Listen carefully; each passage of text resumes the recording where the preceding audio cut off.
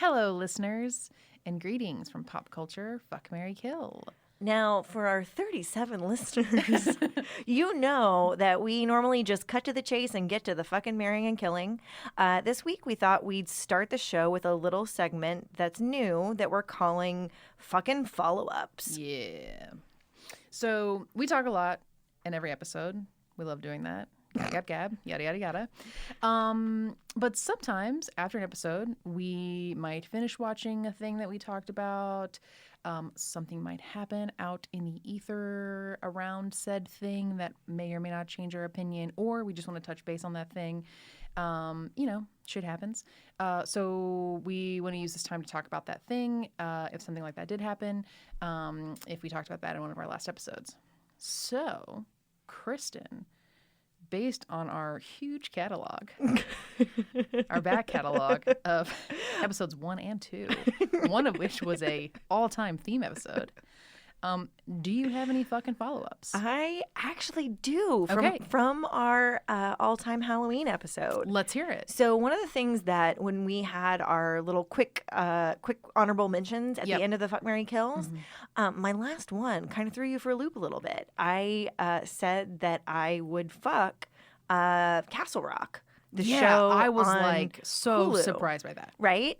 And then I'm really happy we had the conversation we had, because then you informed me that it's it's anthology. So for the first season, which I really actually enjoyed with the Sissy Spacek and all of that, she's not in the second season. And one of my least favorite people, Lizzie Kaplan, is in it as Misery Lady. Which, now that I think about it, Misery Lady is the name of my autobiography. And so that was a real hard knowledge pill for me to swallow, because I was looking forward to the second season of Castle Rock, and I was like, woof, I don't know about this. So I'm up to date on all of Castle Rock yet. The season hasn't finished yet. I think there might be like 2 more episodes. Okay. And I like it. Really? And I think because you warned me, it's like, it's like, like you're going to tell me you're going to punch me, and then I'm like okay with it because it maybe not as bad as I thought it was going to be. And so like 1,000% you are right. Lizzie Kaplan's performance is Grand Canyon expansive. I mean, she is working the scenery, right? Yeah, like chew that scenery, but with lockjaw. Like, yeah, fair. But I ain't mad at it. Like, I liked it. I just really like the world. I really do. I think they've done a good job, and like some of the details, the finer details. The way that they bring in, all of the Somali refugees who now have brought in their own culture, and like that's a whole tension and a whole dynamic within the city. Hey, are you watching it? I guess I should have asked that. No, we watched I think the first 2 episodes, and you were like, we were kind of just like, oh no. What in particular? The performance by Lizzie Kaplan is a lot. Yeah, but also, I think the last episode we watched was right after she had fallen into the thing, and we both were like, huh, and then we just both never cared or remembered to watch it, which is not a good sign of a show. Yeah. And so we decided that with everything else, we just left it. So, we don't need to talk it to death. I will say, so I also love, things in the Stephen King world that are scary and tense, and then there becomes this extra paranormal element, not just aliens, but like any sort of like bigger superstition, bigger ethereal, unexplained evil. And so that's what happens, right? The first 2 episodes, you get like this really fucked up woman's origin story, or the beginnings of her origin story, and then they literally fall through the sub-basement into evil, and then that is now unleashed. And so it's a whole nother thing, and it's gotten to where it's tying back to the first season. Really? Yeah. I was wondering if it would do that or not. It did. It did in like a real hardcore way, not just in like a little, like a nod of the hat. But anyway, so Castle Rock would be my follow-up. Wow. I'm enjoying it. Still good. Okay, cool. And I was a little scared last night when I went to bed. Wow. Yeah. Again, I'm still just very surprised. Yeah.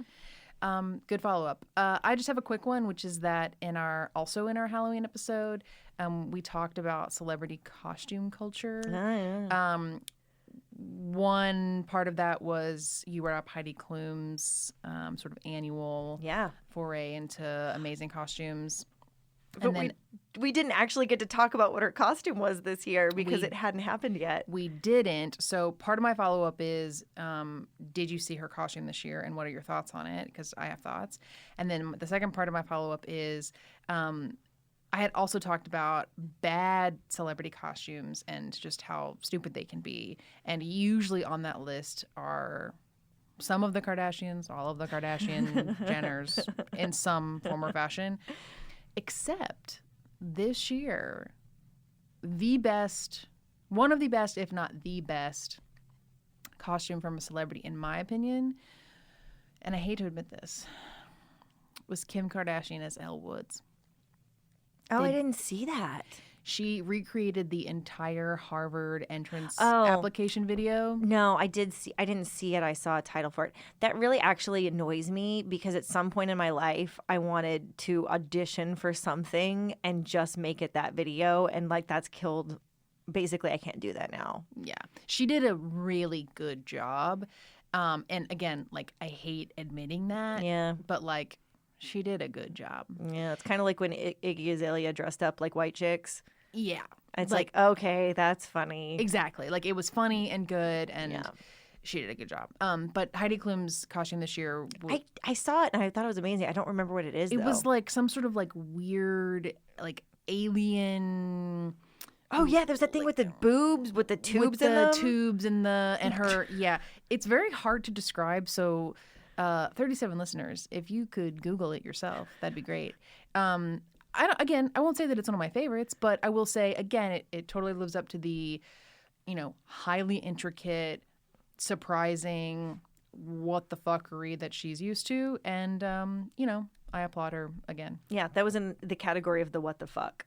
Yeah, exactly. Costumes, which love that a sexy lady will just lean into the what the fuck. Yeah, totally. So can't wait to see what you do for 2020. Okay, so those are our fucking follow-ups, and now we're going to get on to the rest of the show.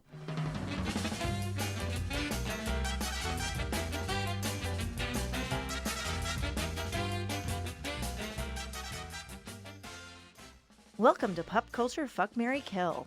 We're going to talk the good, the best, and the worst of the entertainment world that's happening this week and discuss what we want to fuck, marry, or kill.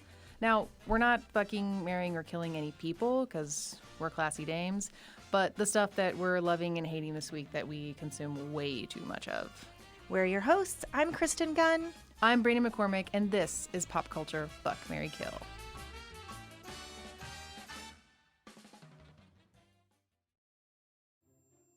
This episode of Pop Culture Fuck, Marry, Kill is brought to you by Chase Bank Credit Cards. Chase Bank is the official sponsor of Pop Culture Fuck, Marry, Kill in that I'm using my credit card to pay for this podcast. With a low APR of 18.9%, every dollar I spend actually costs $1.20, but hey, at least I get reward points to travel. Spending money I don't have to earn a fraction back in credit towards travel I can't afford. What a time to be alive. If you'd like to sponsor Pop Culture Fuck, Marry, Kill, reach out to us at 805-628-BOOP. BOOP. That's 805-628-2667. All right, and we're back. Let's get into the fucks of the week. Brandi, you go first. Okay, my fuck of the week is HBO's Watchmen. Ooh, okay. Yeah. Have you seen it? I haven't seen it yet. I am a huge fan of Regina King. I love her in all of the things. I feel like I wanted Southland to go on forever and ever. It was actually one of my favorite shows, and then it got canceled. So I'm totally here for her. But I heard that the opening scene was, the Oklahoma City massacre, and I just, I don't know. That's why I didn't watch Handmaid's Tale, because I just don't need to feel bad all the time. So talk to me, Goose. Yeah. So I have heard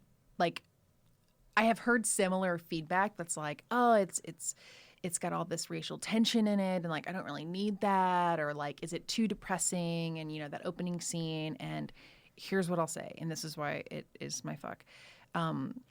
It is, I think, one of the more nuanced shows or things that exist in pop culture that's talking about race right now. Like the movie version of it does not talk about that, like, at all. And which is interesting because, like, inherently in like literature, comics, graphic novels, you know, movies or whatever, when you have stories that talk about other people with powers or whatever, like they even get into it in X-Men, like it's hard not to have that kind of slant at some point, right? Or to talk about it. And so what I love about Watchmen is that they took this graphic novel and also a movie that exists and they brought it into 2019 and they've, you know, still use, you know, all characters, references, context, all that good stuff. They've changed a few things, of course. And they have totally made it about something that I don't think anybody fucking thought it was really going to be about. And it's all about fucking race, basically. And it's about black versus white. And it sounds depressing, but it's like, it's not. Okay. I was like debating dipping my toe in the pool. So, okay, I'll do it. It's good. Yeah. Like that opening scene is short, but it is referenced and sets up a lot of the story. So it's really important. It's not like a gratuitous rape or like a gratuitous beating that happens so often in other, you know, movies or shows. It's important because it is actually backstory for, like, I mean, honestly, like kind of the whole setup of the show. Yeah. But other reasons why it's my fuck. As you said, Regina King. Yeah. I mean, what the fucking shit. I mean, she's otherworldly. Like, she is just, I mean, I could watch her all fucking day. The directing, the stylization of it is so good. I mean, like, Zack Snyder's movie is a pile of horse shit. And, like, he thinks he's so stylistic, and he's got fucking nothing on the way that the show is directed. It's just beautiful to watch. Do you remember when Owl Girl and the other guy are fucking? No, they're fucking in the giant owl, and the Leonard Cohen song "Hallelujah" is playing. Mm-hmm. And I'm like, what is this movie? Like, yeah, and I know this because I just watched it this past weekend as like a refresher. And Patrick Wilson. There you go. See, I almost had it. Yeah, and she is propped up by nothing except that her back is on one part of the ship, her shoulders, and her latex pointy boots are propping up her feet on the other side of the ship. So her back is propped up by nothing, and she's just getting pounded in this stupid owl spaceship while Leonard Cohen's Hallelujah plays. And it is one of the most godforsaken scenes I've ever seen. I was like, this is such hot shit. Anyway, so the music is Trent Reznor and Atticus Ross. And so, like, the score for the show takes it to a completely other level. I mean, it just really punches it up. It's such a good choice to have them score the show. Jean Smart is on this. No, she was in it for a half second in the trailer where she's like, what's the difference between a masked cop and a vigilante? She's like, I don't know either. Or whatever. Exactly. Like, oh, Jean Smart. She is fucking fantastic. Like, every episode just gives me this sort of like jolt of like, why haven't I been seeing stuff like this yet? Like, I wanted I didn't know I wanted or needed a show like this, and this is the show that I want. I hate when people say this, and I know other people hate when people say this, but like, it starts a touch slow, but I wouldn't say it's like a slow burn. It's just that like every episode drops a couple of little bombs, but like it's still really, really interesting. Also, Don Johnson is in it, and like he's really having a whole moment. And but yeah, Jean Smart like looks amazing, sounds amazing. She's a hardcore fucking bitch, and like I just want to be her. I want to marry her. I want to be her best friend. Like I want to learn from her. Like go to school with her. Like she's just amazing. Like watch it just for her. Like you want to carry her bags between classes. Honestly, you want to do her homework. I want to get her coffee. Like all that. Yeah, like it's just everything about it. Like I look forward to Sunday so much because I'm just like, hell fucking yeah, let's watch Watchmen. All right. So well, I know what I'm gonna do. Fuck. tonight. Yeah. Fuck some Watchmen. Yeah. Okay, Kristen Gunn, what is your fuck of the week? Okay, so my fuck for the week is also a premium television show. Ooh. But we have to talk like the Queen's English, which I can't do. So I was one of those people that the first season of The Crown, I was like, okay, or the first 2 seasons where it was like, okay, like it, fine, whatever. Mm-hmm. To the point where they recast for the 3rd season, and I didn't know if I was even going to watch it. Mm-hmm. And so the other day I was running dry, was running low on shows, and so I popped that on, and it is fucking fantastic. So they've recast Queen Elizabeth as Olivia Colman, who is in everything right now. Mm-hmm. She's fabulous. She's in everything. fabulous. I just finished watching not Crashing, the other one. Fleabag. And like her role in Fleabag couldn't be more polar opposite.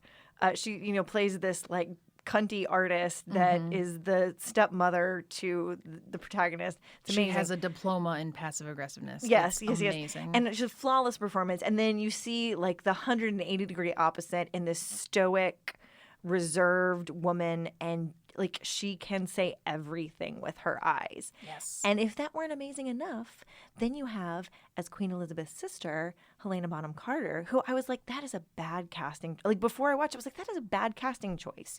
You don't cast Bellatrix from Harry Potter. You don't cast Tim Burton's muse as the second in command to the Queen of England, right? Like that just seemed like a horrible casting choice. And then I watched it, I was like, oh, I get it.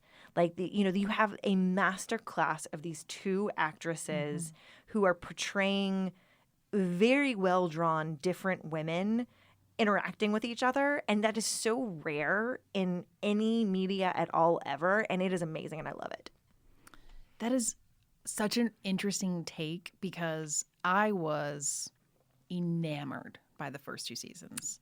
Give me Claire Foy all day, every day. I love her so much. Yeah. And I am 5 episodes into this season. And again, like I would lay down and die for Olivia Colman. Yeah. And like you said, if her eyes could win an Emmy, just give her eyes the Emmy. Yeah, That's yeah. all you like. She doesn't. The rest of her is, Yeah. I find this season intensely boring. There are some parts of it that I think are really, really good still. And again, I still have half a season to go. So like I could very easily add this to my fucking follow-ups at a later date. But yeah, I love both of their performances, like you said. And I actually think Tobias Menzies for Philip is doing a really good job also. He's a Game of Thrones guy. He's also a Outlander guy. Yes. And I think he's doing a great job being the huge pill that is Philip. They've done a real good job with making him a real prick in both casting. Like, oh, yeah. I fucking hate him. Yeah. Like, well done on that. Yeah. Sirs. I mean, I guess he's a bad guy in real life. I didn't realize. Yeah. I mean, who are we to really know? Yeah. But he sure seems like a dickwad. But yeah, I just find that so interesting that you didn't like the first 2 seasons and you really like this one. And I loved the first seasons and I'm not totally loving this one, but maybe it could all net out on the wash. I don't know. I would dislike the first 2 seasons is too strong.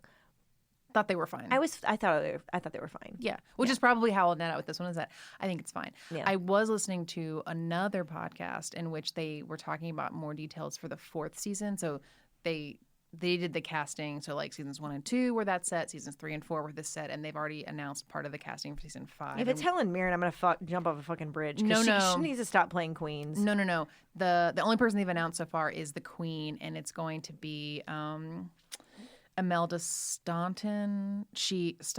I'm going to have to look her up, but she played Umbridge in the Harry Potter movies. Oh, yeah. I know who she is.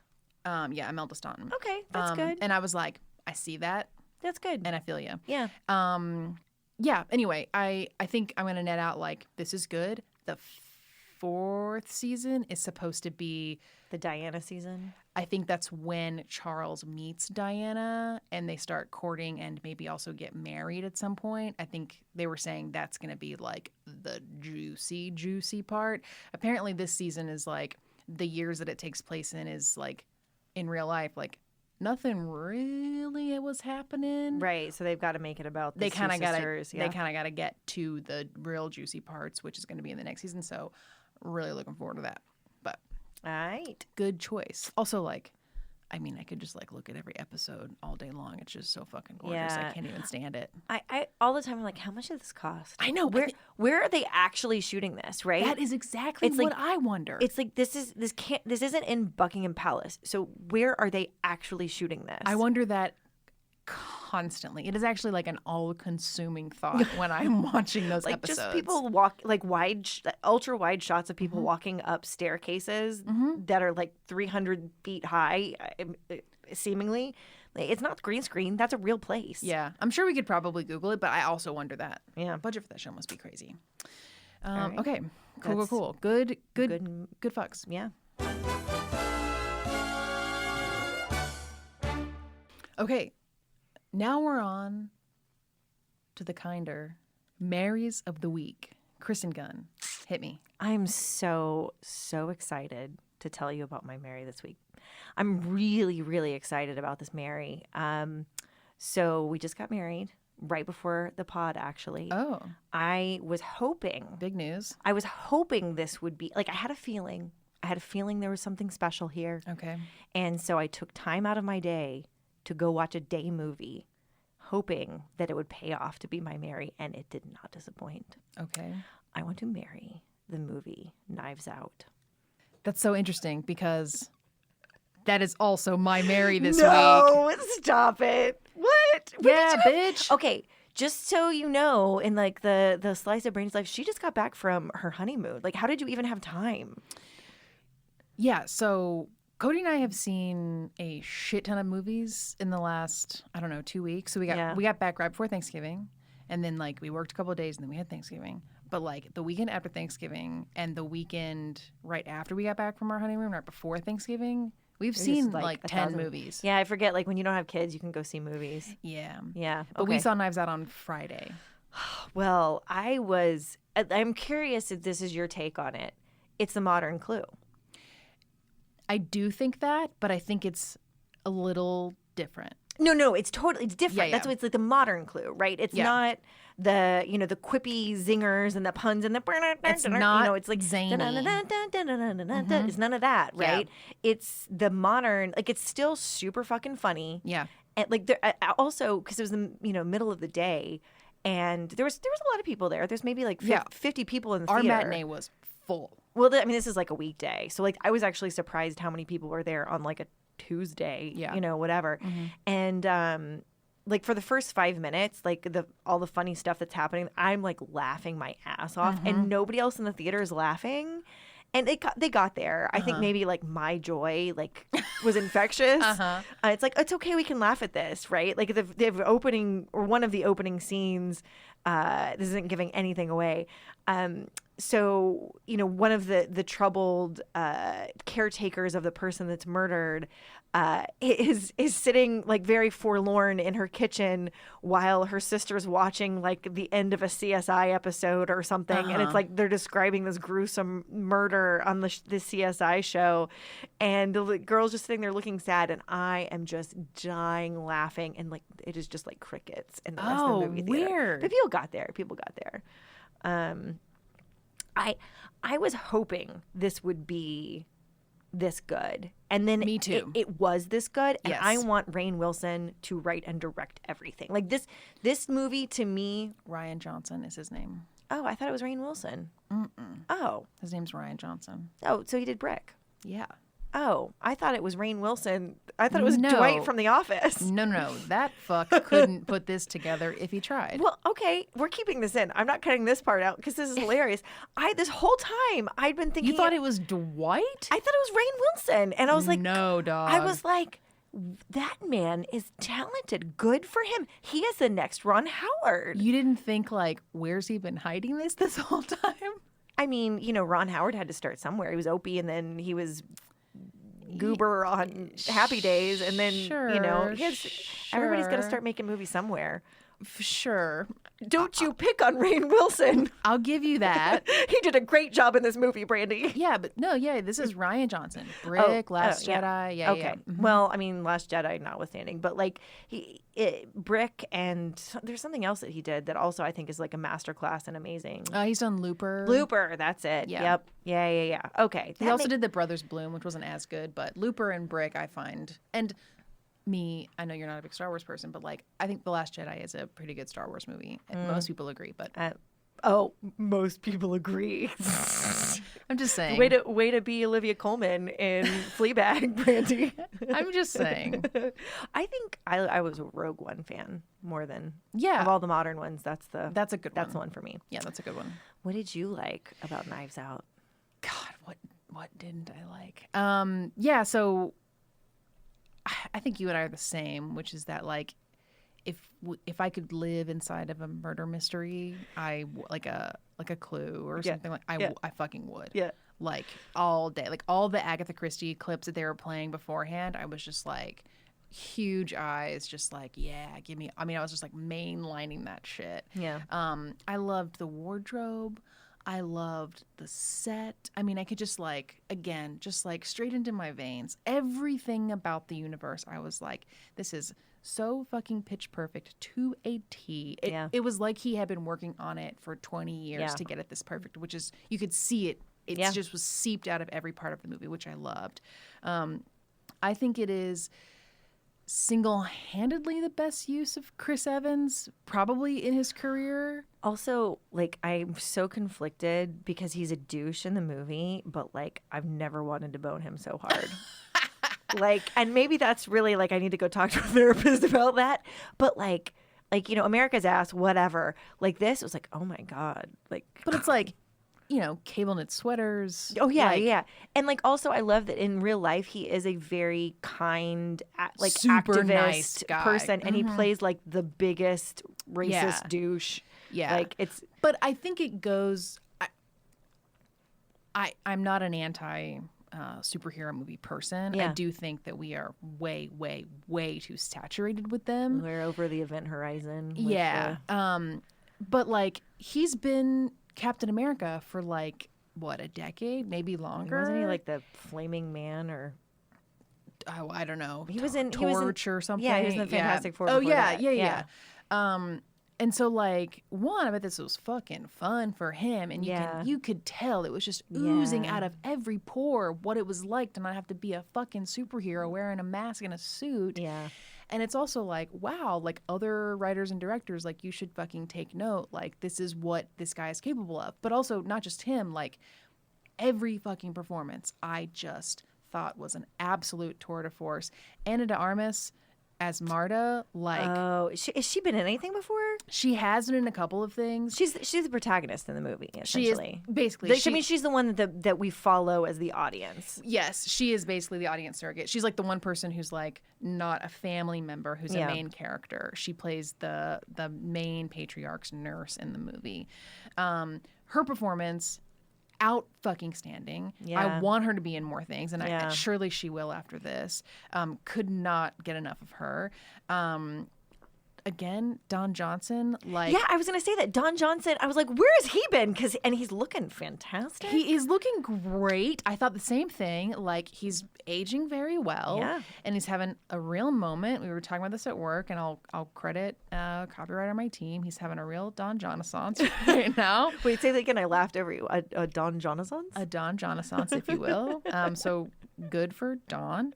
But, like, if you go back and watch it again, which I kind of want to watch it again, like the ways and the subtle nuances of the way that the story works in the immigrant situation in this country and the way that the super rich and wealthy think about race and immigration, which like some of you may be hearing that and maybe thinking like, ugh, but like, no, it's so subtle and so well done. So subtle, and it's so fucking perfect to the story. But the ways in which he interacts with people and says things and like the help in the movie is like a huge gag, and it's so fucking funny that I could not get enough of it. yeah, like I again, like I would go see it 2 more times. I could Yeah. just live You inside gonna go see it after this? Yeah, Let's do it. let's go. You just saw it, but like I'll go let's see see it it again. twice in one day. The one thing that throughout the movie, I was like, everything seemed pitch perfect, and there was one thing that kind of irked me, and then I had a realization. So the thing that kind of irked me was Daniel Craig's casting. Like, I love him. I thought he was great. So Daniel Craig, who is famously British, he is James Bond. Yeah. He plays this kind of like Southern drawl Inspector Clouseau, right? Benoit Blanc. Yeah. And so he has a very good kind of Creole Southern accent. He does a very good job. No complaints there. But I was like, why are you casting? Like he's like trying to do his best Matthew McConaughey, right? Or his best Kevin Spacey from Midnight of the Garden of Good and Evil. But again, doing a commanding job of it. And then it occurred to me, oh, maybe this is like ironic casting. Like you expect Daniel Craig because he's the detective. And there's a big monologue at the end, as detectives have in these sorts of movies. And in that moment, it very much reminded me of the monologue that Tim Curry has at the end of Clue. And I was like, well, maybe it's just kind of like a funny joke. Like, we could have used this guy as the British know-it-all, but we decided to make him Southern instead just to fuck with everybody. And I was like, okay. I might be reading too much into it, but I saw some humor in that, and it delighted me. Yeah, I was fully expected to be kind of annoyed by him because I'm not a big Daniel Craig fan. And so I actually was like, oh, okay, well. You can have Olivia Colman's eyes. I'll have Daniel Craig's. Oh, wow. Okay. But yeah, that's such an interesting, I did not know this about you. Threw me off my game a little bit. But yeah, I was pleasantly surprised. He did not bother me. I thought he did a great job. And I could not be more thrilled that for the first time we came to the table with the exact same Mary. Yes, it's our first plural marriage. Yeah. I love it. Yeah.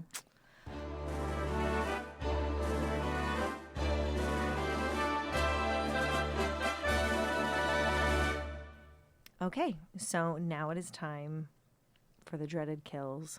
Brandi, what do you want to kill this week? Okay. I'm going to kill something that's been just a thorn in my side for, I'm going to go with, what episode are we on? 7 weeks now? Are you watching The Morning Show on Apple TV Plus? No, I don't have Apple TV Plus.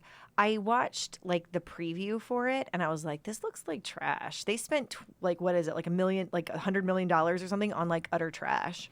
So my kill is not The Morning Show. Okay. Although it could be easily. It's not great. But again, I could talk about this on another day. I think Apple TV Plus in general is a waste and trash. But I'm gonna kill Reese Witherspoon's wig. Okay. On this show, I wasn't gonna guess her wig, but I find her casting, at least based on the trailer, to be problematic in general. But do continue. Okay. Do continue. Want to hear more about that? But so wigs are a nuanced thing in beauty, right? Like good wigs are expensive. Yeah. You can't just slap a wig on and expect it to look good. And this is in everyday life, but it's also in film and TV. Yeah. There have been many a meme about shows and movies that have been ruined by bad facial hair, bad wigs, bad hair removal, all kinds of hair Merkins. Yes, all kinds of hair related shenanigans. So what fucking kills me is that, so Reese Witherspoon's character on the show is like truth-telling veteran field reporter who just has to tell the truth, and she just says it like it is, and sometimes she shoots her mouth off, and of course she's kind of Southern, and she's just kind of brash, and she just is who she is. Okay. Well, obviously she couldn't be just blonde because blondes couldn't have that role. She needs to be brunette to make it believable. And I guess obviously they couldn't dye her hair because maybe she had a conflict with another role. Because or... Floyd's of London has her blonde hair insured Yeah, for yeah. $10 million. Sure. So they decided, well, let's wig her up. So they do. And in the first episode, she's got long hair. And that wig is like not great, but it's fine. Do you have a picture? Of the first wig, I'm not sure. No, it's okay. But the short wig, which I haven't seen the short. I don't even know what that looks like because let me wasn't in the trailer. Let me rephrase. Short wigs, because so after there's spoilers abound for the morning show, but like who fucking cares? So she has long hair, and then she gets hired to be the co-anchor of, basically Good Morning America or whatever the equivalent of the morning show. It's called the morning show. Spoiler alert. And right before her big first day, as part of her sort of like makeover-ish, she gets her hair cut. And so it's like short and sassy, more professional. Short hair is more professional and older, whatever. The first wig is so fucking bad. I can't stand it. First of all, it's so obviously a wig that even my husband was like, what's wrong with her hair? And I was like, that is not her hair. That is a very bad wig. So not only is it like she's trying to go for a disheveled look. Okay, so it like always looks different and always looks like a totally different style. It's bad. But she doesn't interact with her wig like it's real hair. So it's always just parted down the middle and completely hanging over and framing her face. Now, if you're a real woman, you could never stand that. You have to put part of it behind your ear. Yeah. You brush it out of your face. She's not touching it because she's afraid it's going to fall off. She never interacts with it, and it just constantly is framing her face the exact same way. Right in her face constantly. Maybe it's not even a wig. Maybe it's like Superman where they just like rotoscoped it on her head. I mean, maybe it's that bad. So that is her wig for like 2 episodes. Maybe 3 episodes. And every episode we're watching it and we're just like, oh my God. I mean, I can't with this wig. I can't believe nobody is saying we got to kill this wig. Then something really curious happens. It may have even happened midway through an episode. It may have happened at the beginning of a new episode. She clearly gets a new wig because it is longer. Okay, than the wig that she had. It is styled completely differently. So she before, and again, like look it up. I'm not gonna like put pictures in the show notes or on the website or anything, but like her first wig was like short, chin length, kind of choppy, disheveled, parted right down the middle, and like always framing her face. No different. This new wig was like beautifully polished, soft curls, shoulder length, and parted on the side. And it was a beautifully styled wig. It actually looked much more convincing. Mm-hmm. Again, she still doesn't interact with this wig like it's real hair. She's never brushing it to the side. She's never putting it behind an ear. It's never like pinned back or in a pony, nothing like that. It's always the exact same style, which is still very problematic for me. It's so unrealistic. But it's a fucking totally different wig. I mean, like, again, my husband was like, what happened to her hair? It's like 4 inches longer. And so obviously, like, they shot those first couple episodes, and then somebody was watching the dailies or the final cuts and was like, we got to get Reese a new wig, right? But they couldn't do reshoots, so they just got her a new wig. And so the rest of the season is with this new wig. It is like such a dumb thing for me to be fixated on, but it's because, like you said, they spent gazillions. It was like a $300 million show or something, right? Trillions of dollars on this dumb fucking show, which isn't even that good. And by the way, if I were her, I'd be fucking pissed because Jennifer Aniston continues to look fucking amazing every episode. She could not look more beautiful. I can't even stand it. Billy Crudup also looks great. Steve Carell looks amazing, even though he's basically playing Matt Lauer, which is just a whole fucking mind fuck. Oh, I don't want to watch it for that. I don't need that. It's such a kind of trippy mind fuck. Everyone on the show looks beautiful except her fucking wig looks so trashy. Anyway, I've talked too much about this wig. All I'm saying is that like if they haven't learned anything from bad wigs on previous movies and shows, like I feel bad for Reese. Justice for Reese is all I'm saying, and that's why I really want to fucking kill it. All right. So this leads me to Kristen. What are you killing, babe? Okay, so this is a real delayed kill. Okay. I know. This is like old news. Boop, boop, boop, boop, boop. Old news. Okay. But it's new to me-ish. Everybody has been talking about the show for forever, and I was always kind of like yawn, eye roll, but then like so many people were talking about it that I was like, I should just give it a chance. And so I gave it a chance, and I kind of liked it for a beat. And then I was like, no, this needs to fucking die. And that show is Outlander. Oh. Because, and this goes back to what you were saying earlier, every episode can be summed up as rape as a plot device. Oh, and really? Oh my God. Have you not watched any of it? No, I haven't. I never got on that train. Okay, well, you don't need, I'll just let it blow through the station, babe. Perfect. Like, yeah. Okay. It's not good. Like it is pathologically not good, and like the writing is bad. And don't people like fucking stand this show? Oh yeah, hard? They do. Right. Oh. And here's what's good about it: the two main characters are exceptionally well cast, and they do a very good job in their roles. If the writing on the show were better, like if it's I hate when a beautifully shot, beautifully crafted show has terrible basic writing to the point where, they can't Game of Thrones. No, this is so much worse than Game of Thrones. Worse than so man much alive. because at least Game of Thrones, like they would tease things out over time, right? Like they might drop something. I'll give that to them in an episode and then let it play out and germinate over a season or even 2 or 3, right? This, it's like somebody mentioned something about we're going to teach Claire, we're going to teach you how to use a knife in the beginning of this episode, and then in the middle of the episode she nearly gets raped by some British soldiers and she has to use the knife and accidentally kills them. And it's like they don't even give you like 3 episode breath between setting up something, teeing something up, and then letting it play out.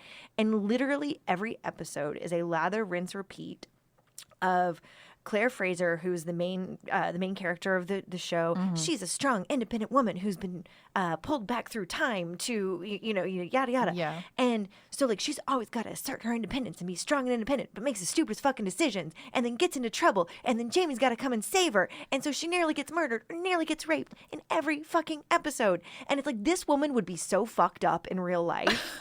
Right? Like, at least in Scream, by the 3rd movie, Sydney is living in the woods by herself because she's been, like, chased by a serial killer or multiple serial killers for so long that it, like, fucks up your life. And that was only 6 hours. This show goes on and on and on and on, right? So it all culminates, and this is a big, can I spoil something for you? Yeah, I'm never going to watch whatever you're describing.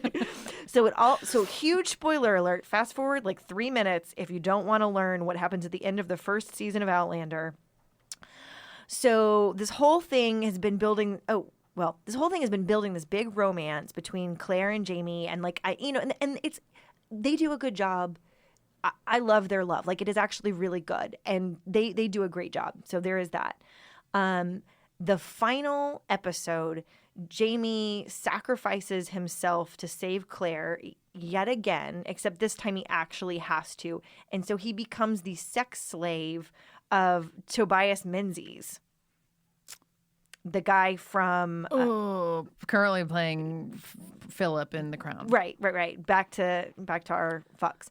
No pun intended. And so and I had like fast forward through the episode because it was like triggering. Like it's like rape. Like it's like and like by the end of the episode, like Claire saves him, right? But like he's been fucking raped by this guy, and the whole thing too is that Jamie made a pact to save Claire that he was going to allow this to happen, so he doesn't fight back. He just gets fucking raped a whole bunch, and it's like, this isn't entertainment. Like, this isn't fun. This isn't interesting. Oh God. This is fucking horrible. And after that, I was like, I am done with this garbage show forever. Is it based on books, though? Yes. And that happens in the book. Because I talked to a friend of mine who was honestly the tipping point to me watching the show, because she was only like 2 episodes into it. And she was like, it's so good. And I love the books. And then I told her recently, I was like, how do you like this? And she was like, oh, I stopped watching it because I didn't like it. And I was like, but she stopped like 5 episodes before I did. Oh, they burn a woman at the stake who's pregnant. That's fun. Yikes. Anyway. That sounds like a very, very good kill. Yay. Will not watch. Thanks for the heads up.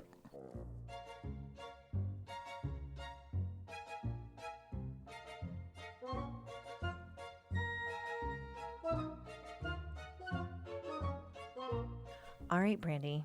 Now it's time for some honorable mentions. Do you have anything worth honorably mentioning this week? Yes, I do.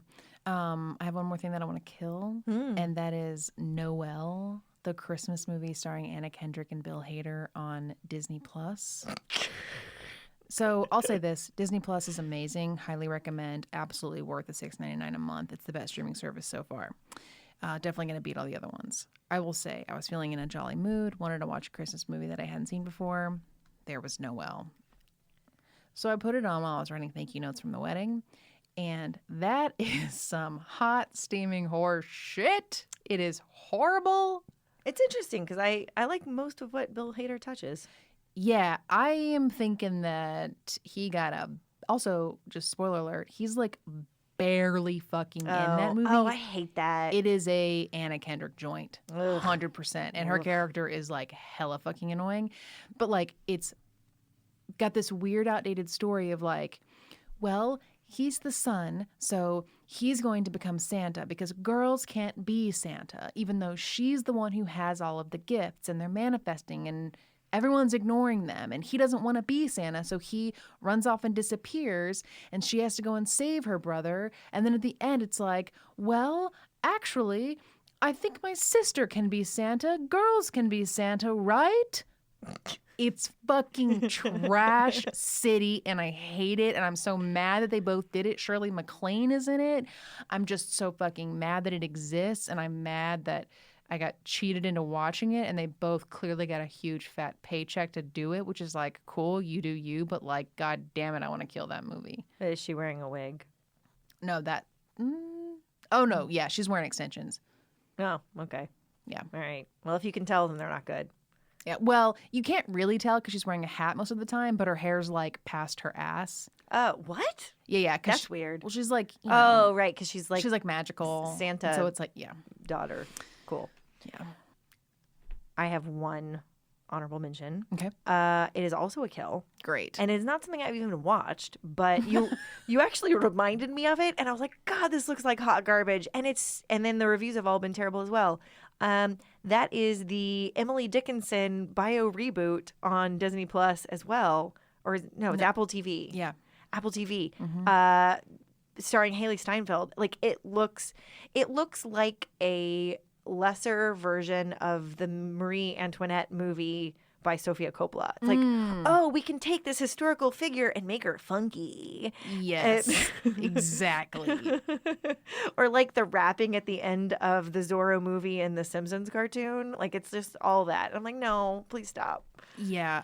Again, like I'll say it again, but like Apple TV Plus or whatever can go fuck itself. Like it's trying so hard and like it is not succeeding in creating good content. I'll just leave it at that. Also, like I think we're going to have to stop making Haley Steinfeld a thing. Like I don't think she's going to be a thing. But like her music's so good. Very good honorable mentions.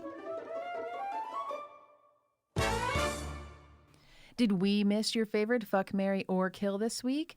Give us a call. Leave a message at 805-628-BOOP. That's 805-628-2667. And we just might play it on the show.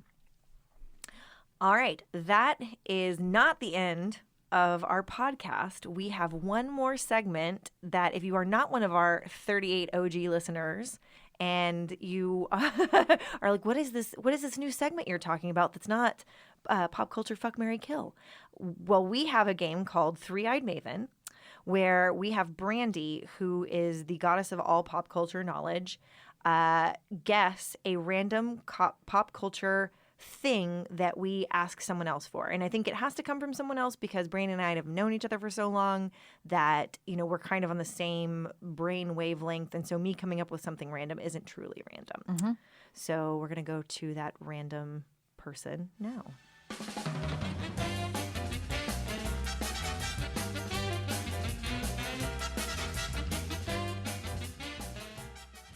Okay. So tell me who you are. Hi, I'm Barrett Dudley, co-host of another podcast, Oysters, Clams, and Cockles, where we talk about TV and film and entertainment. Our 37 listeners are going to totally be excited about your hot new little show. So what I'm going to need you to do is tell me the most random thing that you can think of in the pop culture world. Okay. And I will get Brandi to guess it. Okay. Rob Schneider as Cedric in Home Alone 2 Lost in New York. Where he does the Yes. the money with the little rubby of the Yes. thumbs and Yeah. the fingers and always gets gum. You're right. Yeah. I love it. Okay. All right. I think we're down for this. I would say I rewatched that recently and I'd forgotten that Tim Curry was even in that movie. Yep. It was just like a black hole in my mind. I remember Donald Trump.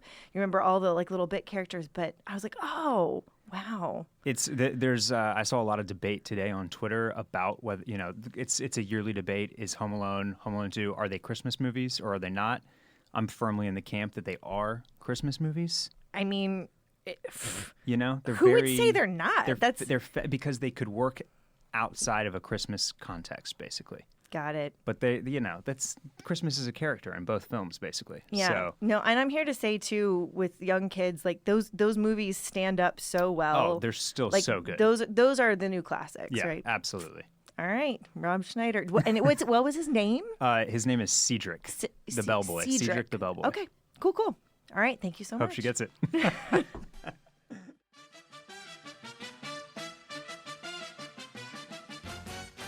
Okay, Brandi. So your record to beat is 2 guesses. Okay. This time I'm not going to give you a clue. I'm going to do a hand gesture as your clue. What? Yeah, and I'm going to describe it because this is a podcast. I was going to say, this should be really fun for our listeners.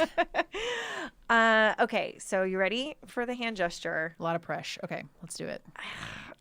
I'll give the hand gesture and then I'll give you a clue. That sounded real dirty. Okay. So this is the hand gesture. Okay. What I did for you guys is I rubbed my thumb and my fingers, which we also just talked about with our random mystery guest. And this was from a sequel Christmas movie. The person. A sequel Christmas movie? Mm-hmm. I can't remember. Am I allowed to ask a question about this? I might answer it, I might not. Is it animated or live action? It's live action. I'll keep on just giving you clues if you want.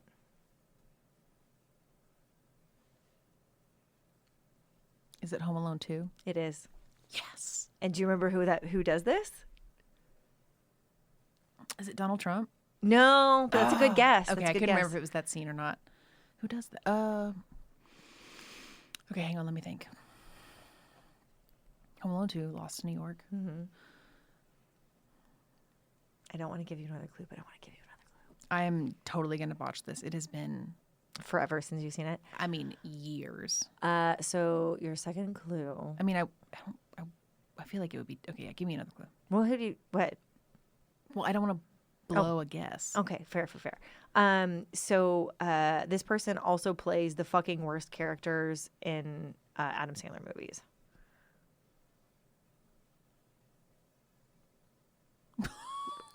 I guess that is an Adam Sandler. The racist character in any Adam Sandler movie, that actor in this movie. Wow, I am really coming at a loss here.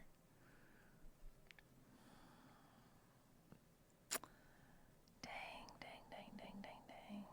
Racist character in an Adam Sandler movie. No, not a racist character in an Adam Sandler movie. The racist character In in every Adam Sandler movie. All I can picture is Rob Schneider. Yeah, it's Rob Schneider. Is it? Yeah. Oh my God. He plays a Hawaiian guy. He plays an Asian guy. Oh, that's right. He's He's like, always the trope, the racial trope. yeah. Yeah. Okay, 2 guesses. I clearly don't remember in Home Alone Lost in New York, he plays the bellhop named Cedric. Yes. And he always makes the hand gesture for money because he wants a tip. Yep. And Kevin doesn't know that you give a tip to, and so he just puts his gum in his hands because he thinks that's what he's like asking, like helping him with his gum. So it's a good clue. That is a Wow. That was like super random. These deep cuts are so deep. Yeah. I love it. Yeah. We have to tell our mystery stranger thank you. That is a really good one. one. Okay, my record stands at 2 guesses. Yep. Okay, good. All right, guys, that is it for this week. Thanks so much for listening, of course. If you don't already, please be sure to subscribe to Pop Culture Fuck, Marry, Kill. We're on Instagram, we're on Twitter, and we have a website at popculturefmk.com. And be sure to tell one friend about the pod this week. Smell you later.